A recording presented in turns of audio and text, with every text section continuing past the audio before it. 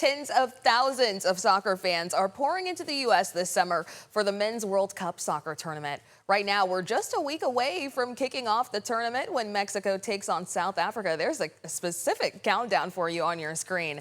And right now, security and safety is a big focus at all 11 venues around the country. Atlanta is hosting 8 World Cup games this year. With, of course, thousands of fans heading to the city, Atlanta has tried to improve its infrastructure on the roads and train tracks this spring. This midday, the city is facing issues with public transportation. This morning, Secretary Sean Duffy initiated a federal review of Atlanta's MARTA system. It comes after 2 recent train stabbings, one of them fatal. The victim, a 66-year-old woman. Duffy ordered the Federal Transit Administration to look at the safety protocols of the MARTA system. Skylar Henry is in Atlanta and has been following World Cup security preparations. He has the latest from across the nation.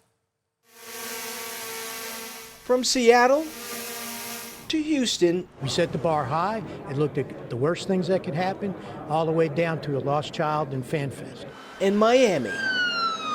First responders nationwide are rolling out their action plans ahead of the 2026 FIFA Men's World Cup. Well time. For years, they've conducted training for potential worst-case scenarios. We have multiple firefighters down in bunker gear.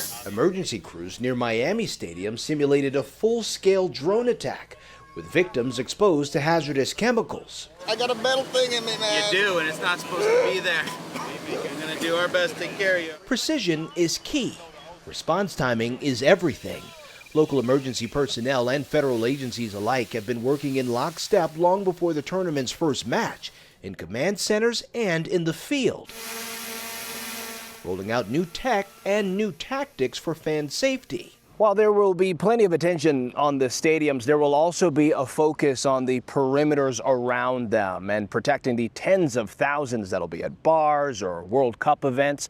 Top security officials tell us they'll be taking years of anti-terrorism experience and blending that with new perspectives that they learned from going overseas.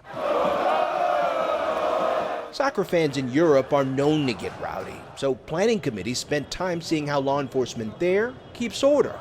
One of the European-inspired tactics security in Atlanta is looking to implement: officers on horseback. Working with the Atlanta Police Department and where best to program those mounted horse units to help guide and direct crowds to and from the stadium. Joe Coomer oversees security for Atlanta Stadium. It could also be a force multiplier if you need to close down roadways or direct large crowds to go in certain areas. FEMA is allocating more than $620 million to the U.S.'s 11 host cities to secure what officials are calling the single biggest sporting event in history. The FAA is establishing strict drone flight restrictions near stadiums and fan festival locations. What's your biggest concern?